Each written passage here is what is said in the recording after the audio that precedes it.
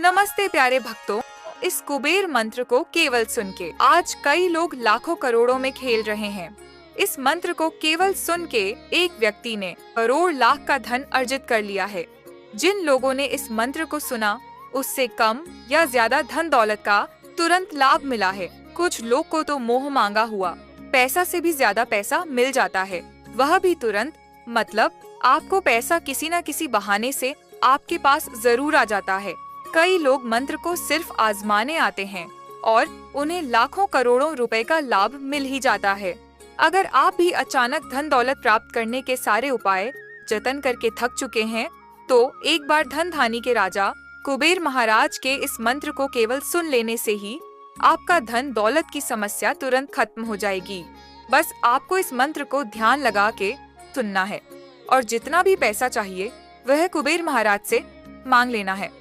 मुझे पूरा भरोसा है कि वह आपके द्वारा मांगा गया पूरा पैसा को किसी न किसी तरह से आपके पास जरूर भेज देंगे।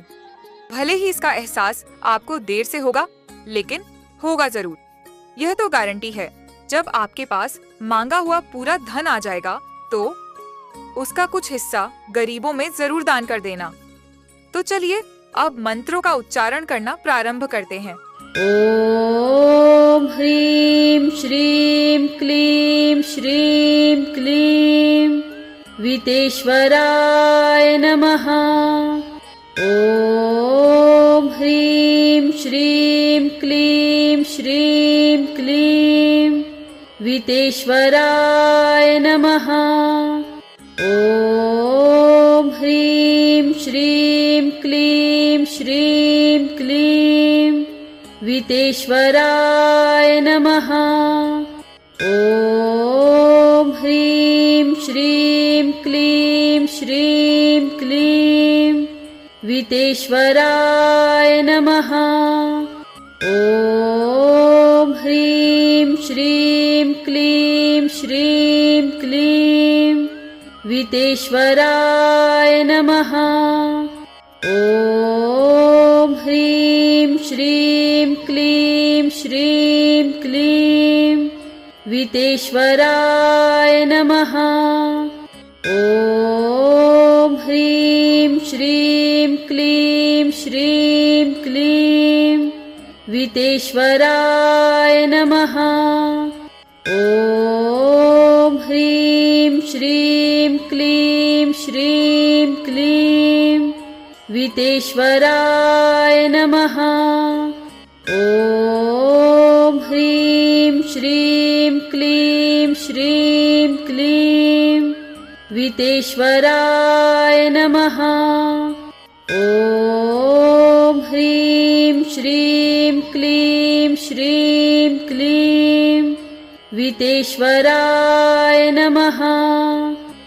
ॐ ह्रीं श्रीं क्लीं श्रीं क्लीं वितेश्वराय नमः।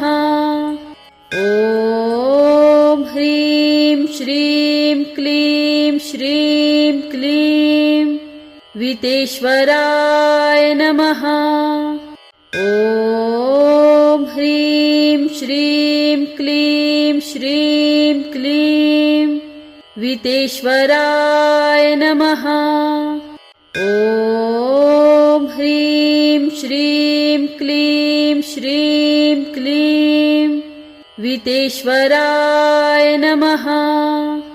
ॐ ह्रीं श्रीं क्लीं श्रीं क्लीं वितेश्वराय नमः। ॐ ह्रीं श्रीं क्लीं श्रीं क्लीं वितेश्वराय नमः। ॐ ह्रीं श्रीं क्लीं श्रीं क्लीं वितेश्वराय नमः। ॐ ह्रीं श्रीं क्लीं श्रीं क्लीं वितेश्वराय नमः। ॐ ह्रीं श्रीं क्लीं श्रीं क्लीं वितेश्वराय नमः। ॐ श्रीं क्लीं श्रीं क्लीं वितेश्वराय नमः। ॐ ह्रीं श्रीं क्लीं श्रीं क्लीं वितेश्वराय नमः। ॐ ह्रीं श्रीं क्लीं श्रीं क्लीं वितेश्वराय नमः। ॐ ह्रीं श्रीं क्लीं श्रीं क्लीं वितेश्वराय नमः। ॐ ह्रीं श्रीं क्लीं श्रीं क्लीं वितेश्वराय नमः। ॐ ह्रीं श्रीं क्लीं श्रीं क्लीं वितेश्वराय नमः। ॐ ह्रीं श्रीं क्लीं श्रीं क्लीं वितेश्वराय नमः। ॐ ह्रीं श्रीं क्लीं श्रीं क्लीं वितेश्वराय नमः। ॐ ह्रीं श्रीं क्लीं श्रीं क्लीं वितेश्वराय नमः। ॐ ह्रीं श्रीं क्लीं श्रीं क्लीं वितेश्वराय नमः।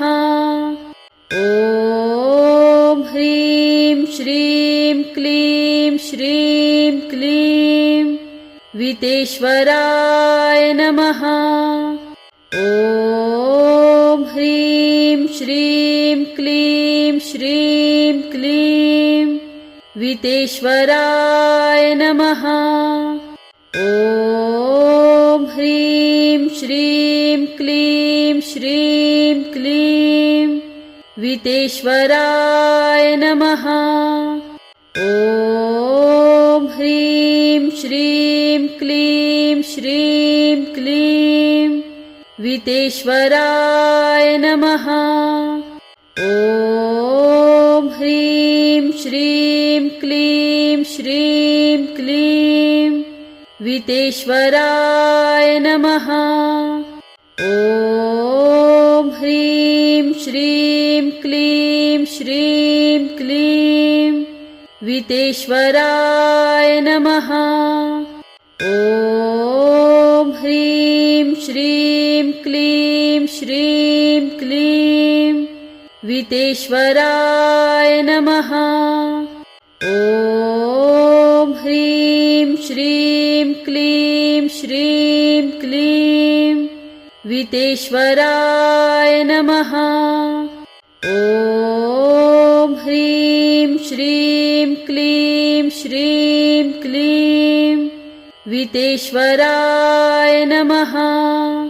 ॐ ह्रीं श्रीं क्लीं श्रीं क्लीं वितेश्वराय नमः।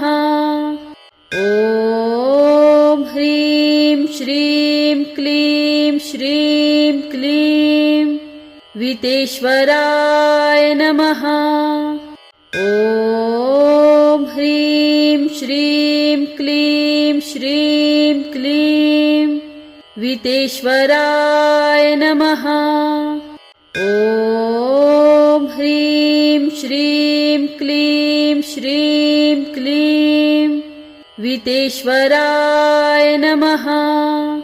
ॐ ह्रीं श्रीं क्लीं श्रीं क्लीं वितेश्वराय नमः। ॐ ह्रीं श्रीं क्लीं श्रीं क्लीं वितेश्वराय नमः। ॐ ह्रीं श्रीं क्लीं श्रीं क्लीं वितेश्वराय नमः। ॐ ह्रीं श्रीं क्लीं श्रीं क्लीं वितेश्वराय नमः। ॐ ह्रीं श्रीं क्लीं श्रीं क्लीं वितेश्वराय नमः। ॐ ह्रीं श्रीं क्लीं श्रीं क्लीं वितेश्वराय नमः। ॐ ह्रीं श्रीं क्लीं श्रीं क्लीं वितेश्वराय नमः। ॐ ह्रीं श्रीं क्लीं श्रीं क्लीं वितेश्वराय नमः। ॐ ह्रीं श्रीं क्लीं श्रीं क्लीं वितेश्वराय नमः। ॐ ह्रीं श्रीं क्लीं श्रीं क्लीं वितेश्वराय नमः। ॐ ह्रीं श्रीं क्लीं श्रीं क्लीं वितेश्वराय नमः। ॐ ह्रीं श्रीं क्लीं श्रीं क्लीं वितेश्वराय नमः। ॐ ह्रीं श्रीं क्लीं श्रीं क्लीं वितेश्वराय नमः। ॐ ह्रीं श्रीं क्लीं श्रीं क्लीं वितेश्वराय नमः। ॐ ह्रीं श्रीं क्लीं श्रीं क्लीं वितेश्वराय नमः। ॐ ह्रीं श्रीं क्लीं श्रीं क्लीं वितेश्वराय नमः। ॐ ह्रीं श्रीं क्लीं श्रीं क्लीं वितेश्वराय नमः। ॐ ह्रीं श्रीं क्लीं श्रीं क्लीं वितेश्वराय नमः। ॐ ह्रीं श्रीं क्लीं श्रीं क्लीं वितेश्वराय नमः। ॐ ह्रीं श्रीं क्लीं श्रीं क्लीं वितेश्वराय नमः। ॐ ह्रीं श्रीं क्लीं श्रीं क्लीं वितेश्वराय नमः। ॐ ह्रीं श्रीं क्लीं श्रीं क्लीं वितेश्वराय नमः। ॐ ह्रीं श्रीं क्लीं श्रीं क्लीं वितेश्वराय नमः। ॐ ह्रीं श्रीं क्लीं श्रीं क्लीं वितेश्वराय नमः। ॐ ह्रीं श्रीं क्लीं श्रीं क्लीं वितेश्वराय नमः। ॐ ह्रीं श्रीं क्लीं श्रीं क्लीं वितेश्वराय नमः। ॐ ह्रीं श्रीं क्लीं श्रीं क्लीं वितेश्वराय नमः। ॐ ह्रीं श्रीं क्लीं श्रीं क्लीं वितेश्वराय नमः। ॐ ह्रीं श्रीं क्लीं श्रीं क्लीं वितेश्वराय नमः। ॐ ह्रीं श्रीं क्लीं श्रीं क्लीं वितेश्वराय नमः। ॐ ह्रीं श्रीं क्लीं श्रीं क्लीं वितेश्वराय नमः। ॐ ह्रीं श्रीं क्लीं श्रीं क्लीं वितेश्वराय नमः। ॐ ह्रीं श्रीं क्लीं श्रीं क्लीं वितेश्वराय नमः। ॐ ह्रीं श्रीं क्लीं श्रीं क्लीं वितेश्वराय नमः। ॐ ह्रीं श्रीं क्लीं श्रीं क्लीं वितेश्वराय नमः। ॐ ह्रीं श्रीं क्लीं श्रीं क्लीं वितेश्वराय नमः। ॐ ह्रीं श्रीं क्लीं श्रीं क्लीं वितेश्वराय नमः। ॐ ह्रीं श्रीं क्लीं श्रीं क्लीं वितेश्वराय नमः। ॐ ह्रीं श्रीं क्लीं श्रीं क्लीं वितेश्वराय नमः। ॐ ह्रीं श्रीं क्लीं श्रीं क्लीं वितेश्वराय नमः। ॐ ह्रीं श्रीं क्लीं श्रीं क्लीं वितेश्वराय नमः। ॐ ह्रीं श्रीं क्लीं श्रीं क्लीं वितेश्वराय नमः। ॐ ह्रीं श्रीं क्लीं श्रीं क्लीं वितेश्वराय नमः। ॐ ह्रीं श्रीं क्लीं श्रीं क्लीं वितेश्वराय नमः। ॐ ह्रीं श्रीं क्लीं श्रीं क्लीं वितेश्वराय नमः। ॐ ह्रीं श्रीं क्लीं श्रीं क्लीं वितेश्वराय नमः। ॐ ह्रीं श्रीं क्लीं श्रीं क्लीं वितेश्वराय नमः। ॐ ह्रीं श्रीं क्लीं श्रीं क्लीं वितेश्वराय नमः।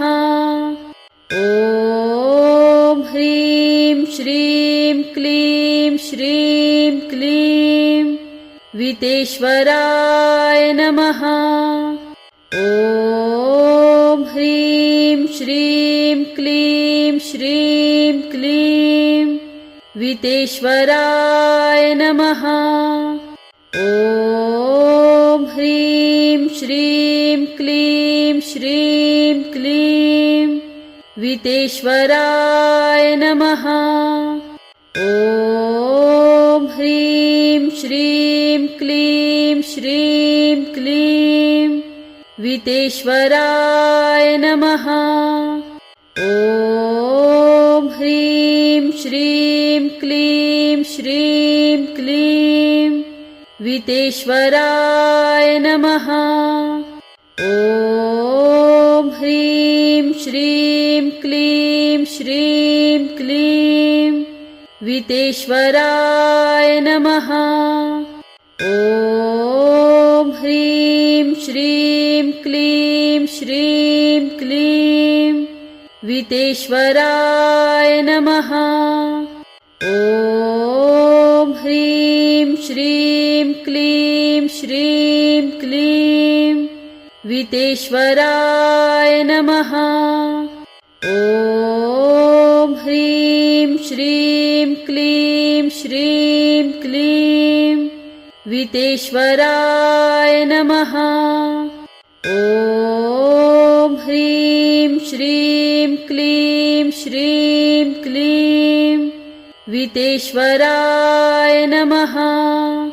ॐ ह्रीं श्रीं क्लीं श्रीं क्लीं वितेश्वराय नमः।